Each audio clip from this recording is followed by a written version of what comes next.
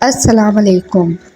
حضرت آدم کے دو بیٹوں کا قصہ بھی اسی اسلوب پر نقل کیا جا رہا ہے۔ اس میں موجود اور آنے والی نسلوں کے لیے بہت سی عبرتیں اور مواعظ ہے اور اس ضمن میں بہت سے احکام شرعیہ کی طرف اشارہ کیا گیا ہے۔ علامہ ابن کثیر، الوسی اور قرطبی نے تفاسیر میں لکھا ہے کہ حضرت حوا علیہ السلام کو ہر حمل سے جڑواں بچے پیدا ہوتے تھے، ایک بیٹا اور ایک بیٹی۔ یہ دونوں سگے بہن بھائی ہوتے تھے، جبکہ پہلے حمل سے پیدا ہونے والا بیٹا دوسرے حمل سے پیدا ہونے والی بیٹی سے شادی کر سکتا تھا۔ حضرت آدم علیہ السلام کی صلبی اولاد کے درمیان ایک بطن کا دوسرے بطن سے نکاح جائز تھا۔ جب حضرت آدم علیہ السلام اور حوا دنیا میں آئے تو توالد و تناسل کا سلسلہ شروع ہوا، تو ہر ایک حمل سے ان کے دو بچے پیدا ہوئے، ایک لڑکا اور دوسری لڑکی۔ اس وقت جبکہ آدم علیہ السلام کی اولاد میں سوائے بہن بھائیوں کے کوئی اور نہ تھا اور بہن بھائیوں کا آپس میں نکاح نہیں ہو سکتا تھا، تو اللہ تعالیٰ نے اس وقت کی ضرورت کے لحاظ سے شریعت آدم علیہ السلام میں یہ خصوصی حکم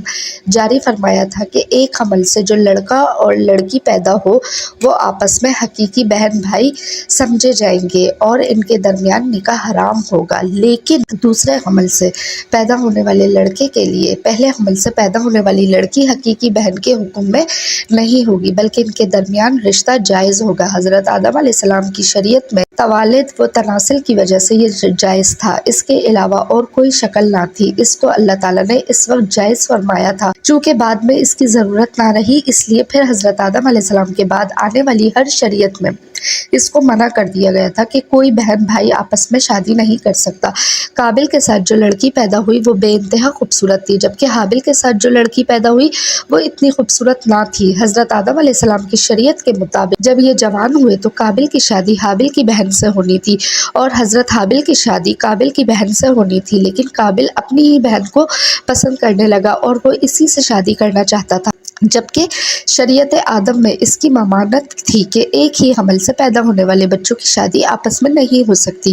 لہٰذا جب یہ صورتحال زیادہ بگڑ گئی تو حضرت آدم علیہ السلام نے ان دونوں کو اللہ کی راہ میں قربانی پیش کرنے کو کہا اور بتایا کہ جس کی قربانی کو آسمان سے آگ آ کر کھا جائے گی تو سمجھنا کہ اس کی قربانی قبول ہو گئی۔ قابل کھیتی باڑی کا کام کرتا تھا، حضرت حابل علیہ السلام بکریاں چرایا کرتے تھے۔ حضرت حابل علیہ السلام نے اللہ تعالیٰ کے سامنے ایک بکری کا بچہ پیش کیا اور قابل نے بھی اللہ تعالیٰ کی بارگاہ میں قربانی رکھ دی، چنانچہ حضرت حابل کی قربانی قبول ہو گئی۔ ایک دن قابل نے غصے میں آ کر حضرت حابل کو پتھر مار کر قتل کر دیا۔ پھر شیطان قابل کے پاس آیا اور اس کو گھر سے بھاگنے کے لیے کہا۔ شیطان کہنے لگا، اگر تم یہاں رہو گے تو تمہارے باپ تمہارا مار ڈالے گا۔ بس اسی قتل کے ڈر سے قابل اپنی سگی بہن عکلیمہ کو لے کر یمن کی پہاڑیوں میں جا بسا۔ اصل میں شیطان کو یہ ڈر تھا کہ کہیں قابل توبہ کر کے حضرت آدم علیہ السلام کا تابدار بیٹا نہ بن جائے۔ پہاڑیوں میں جا کر نسل قابل خوب بڑھنے لگی اور وہاں اس کی کثیر اولاد ہوئی۔ قابل اور اس کی اولاد نے ہی سب سے پہلے آتش پرستی اور پھر شیطان کے بہکاوے میں آ کر بت پرستی شروع کر دی۔ دنیا میں قتل و غارت، حسد و فساد اور بت پرستی کی بنیاد قابل ہی نے رکھی۔ حضرت عبداللہ بن مسعود سے روایت ہے کہ نبی کریم نے فرمایا، دنیا میں جب بھی کوئی ظلم سے قتل ہوتا ہے تو اس کا ایک گناہ حضرت آدم علیہ السلام کے بیٹے قابل کی گردن پر ضرور ہوتا ہے، اس لیے کہ یہ وہ شخص ہے جس نے ظالمانہ قتل کی ابتدا کی اور یہ ناپاک طریقہ جاری کیا۔ اس دن کے بعد حضرت آدم علیہ السلام مسلسل پریشان رہنے لگے۔ حضرت آدم علیہ السلام اللہ تعالیٰ کی بارگاہ میں دعا کیا کرتے تھے، یا اللہ مجھے نیک اولاد عطا فرما۔ اللہ تعالیٰ نے حضرت آدم علیہ السلام کی دعا قبول فرماتے ہوئے حضرت آدم کو ایک لڑکا عطا فرمایا جس کا نام حضرت شیث علیہ السلام تھا۔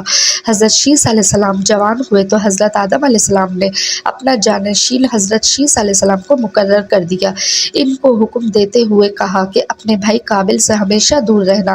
جب حضرت آدم علیہ السلام کا وصال ہوا تو اللہ تعالیٰ کی طرف سے بے شمار فرشتے زمین پر نازل ہوئے۔ انہوں نے حضرت شیث علیہ السلام کو اپنے باپ کو دفن کرنے کا طریقہ بتایا۔ اس کے بعد حضرت حوا کا بھی وصال ہو گیا۔ اس کے بعد زنا کی شروعات ہوئی۔ اس کے بعد ایک وادی میں قابل اور اس کی اولاد رہنے لگی۔ شیطان ایک آدمی کی شکل میں ان کے پاس آیا۔ شیطان نے ان دونوں کو عیش و عشرت میں لگا دیا۔ شیطان نے ان کو ایسے ایسے کپڑے اور گانے بجانے کے طریقے سکھائے کہ وہ کبھی بھی ان کو نہ بھول سکے۔ انہوں نے ایک دن میلے کے لیے مقرر کیا جس میں وہ برہنہ عورتیں اور مرد اکٹھے شرکت کرتے۔ اس میلے پر طرح طرح کے گانے اور موسیقی کی آوازیں آتی تھیں۔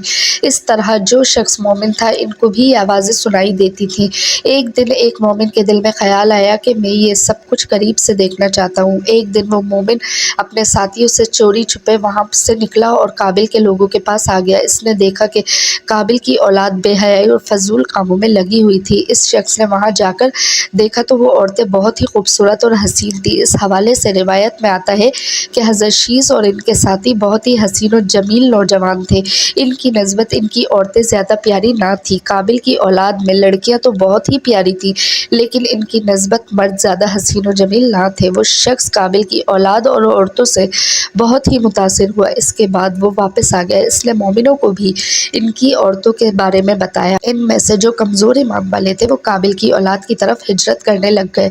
کافی حد تک مومن لوگ بھی قابل کے فتنے میں داخل ہوتے گئے اور فضول کاموں میں شامل ہوتے جا رہے تھے۔ اس طرح وہ ایک دوسرے کی طرف مائل ہوتے گئے جہاں سے زنا جیسے گناہ کبیرہ نے جنم لیا۔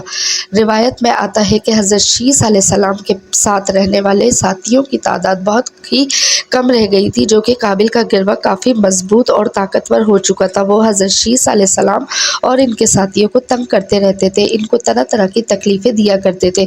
حضرت آدم نے وفات کے وقت حضرت شیث کو نصیحت کی تھی، اے میرے جانشین، میرے بعد تقوی اختیار کرنا اور اپنی نسل کو قابل سے پاک رکھنا۔